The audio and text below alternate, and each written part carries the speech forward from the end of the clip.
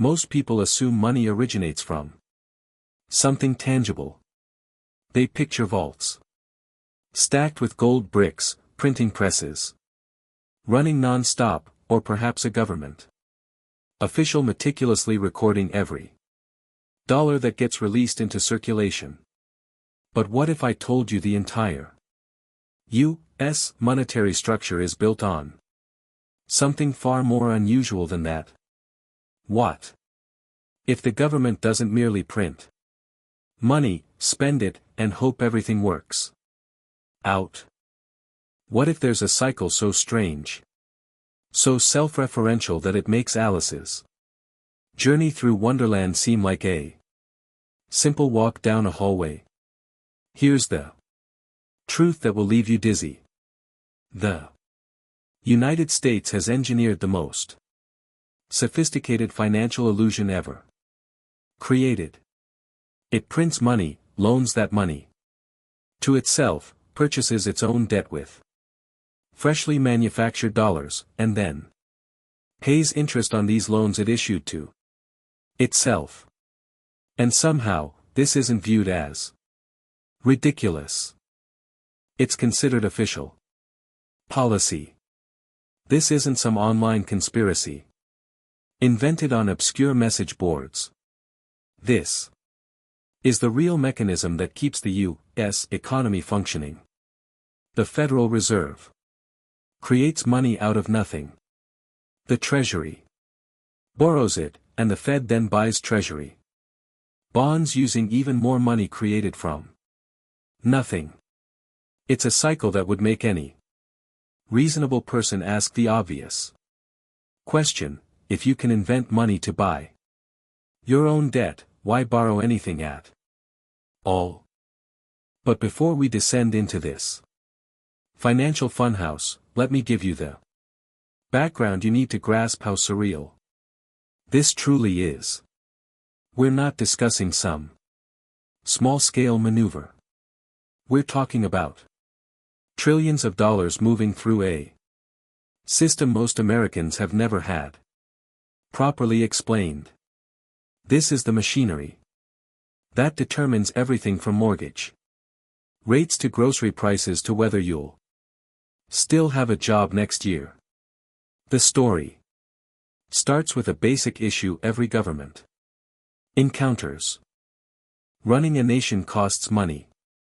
Soldiers need wages, roads need upkeep, and politicians need projects to secure re-election.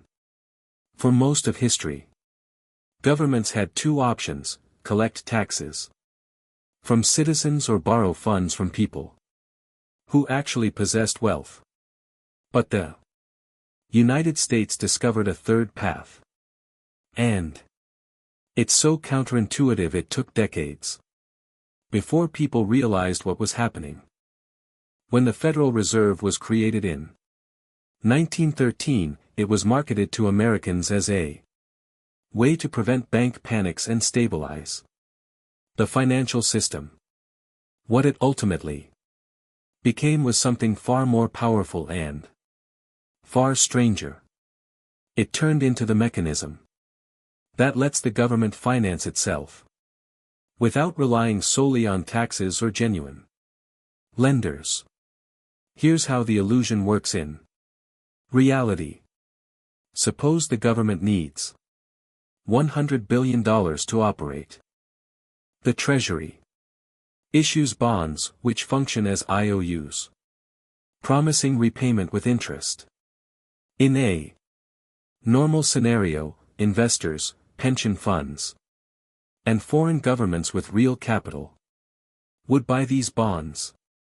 And many do. But this is where things get unusual. The Federal Reserve can simply choose to buy those bonds. And by, I don't mean they pull money from an existing stash. They generate new money electronically with keyboard entries and use that brand new cash to acquire the government's debt. The Treasury receives the funds it requires, and the Fed receives interest-bearing bonds. But here's the ironic twist. The Fed returns most of that interest to the Treasury as profit.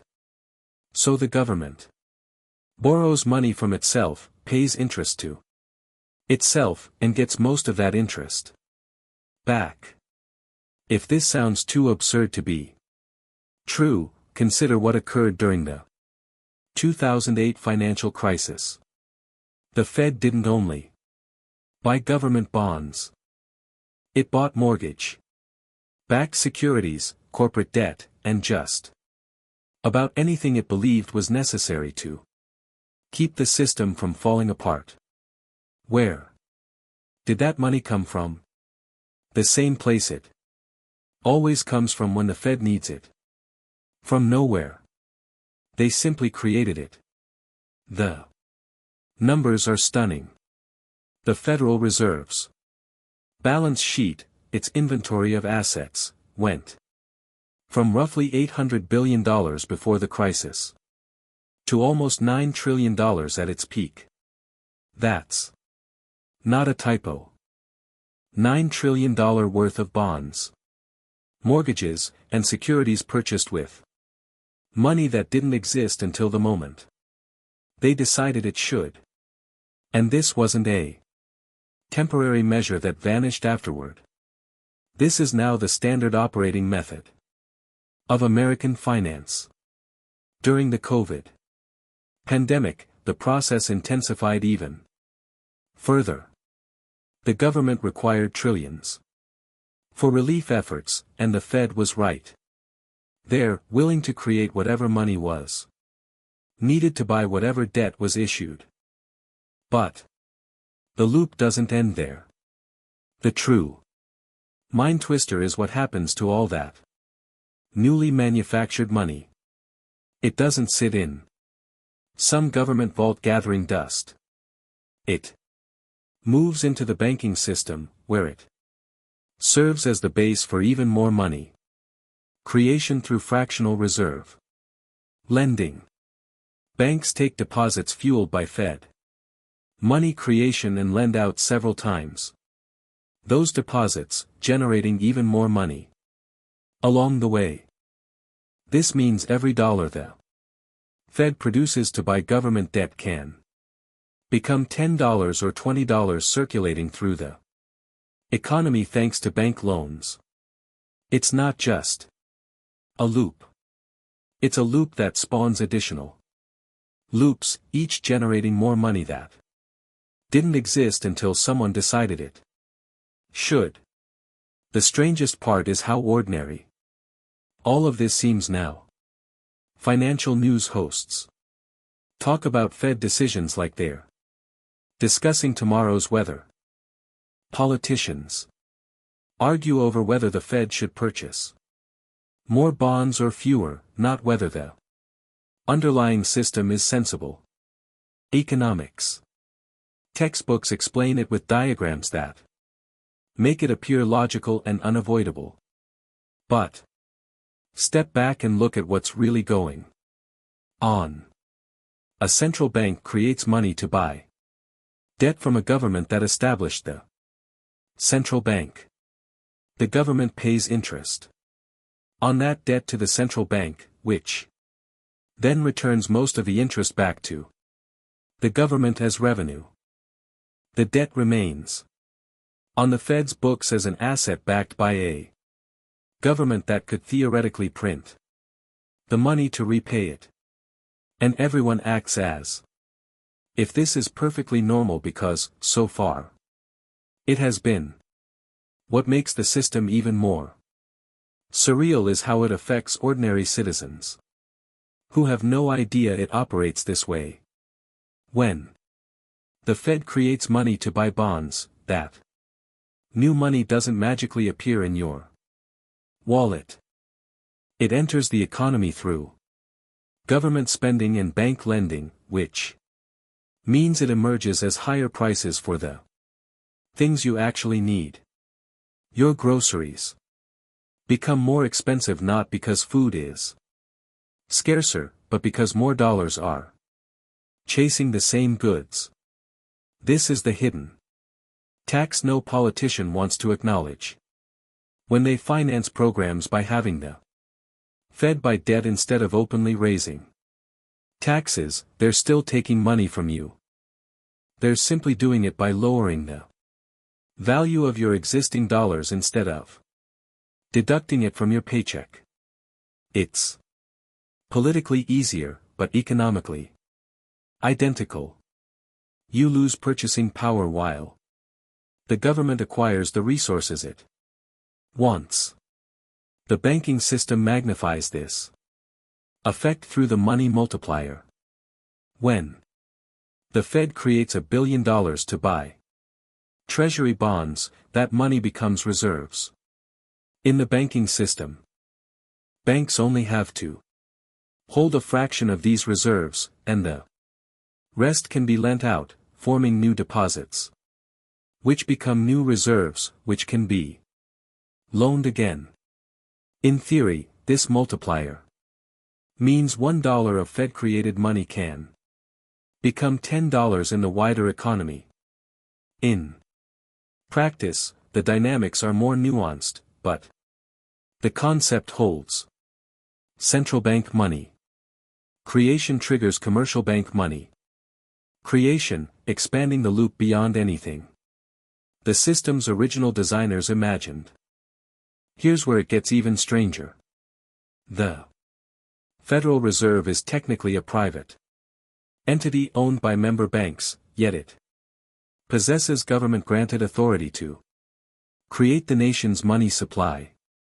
So when the Fed purchases government debt, you have a semi-private institution generating money to lend to the government that granted it the power to generate money in the first place. It's a circle within a circle within a circle.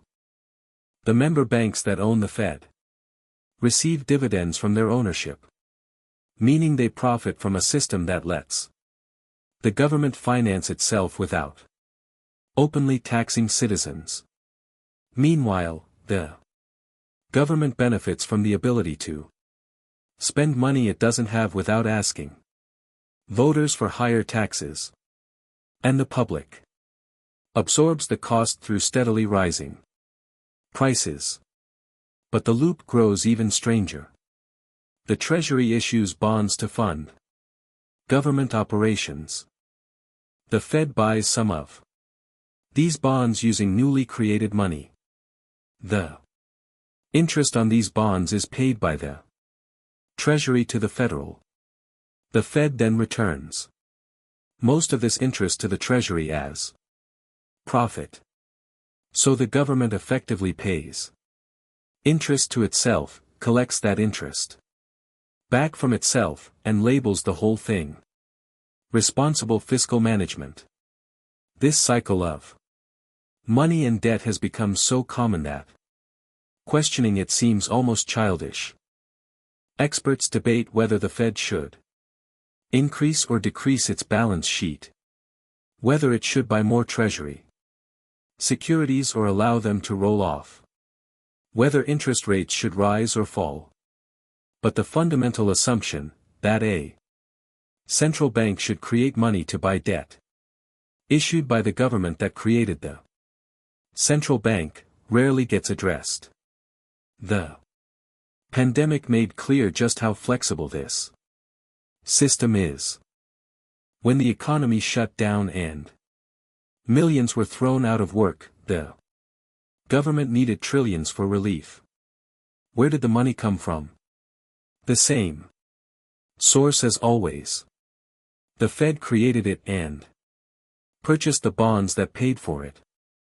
Within months, the central bank's balance sheet ballooned by trillions, and money that had never existed became stimulus checks, business loans, and unemployment payouts.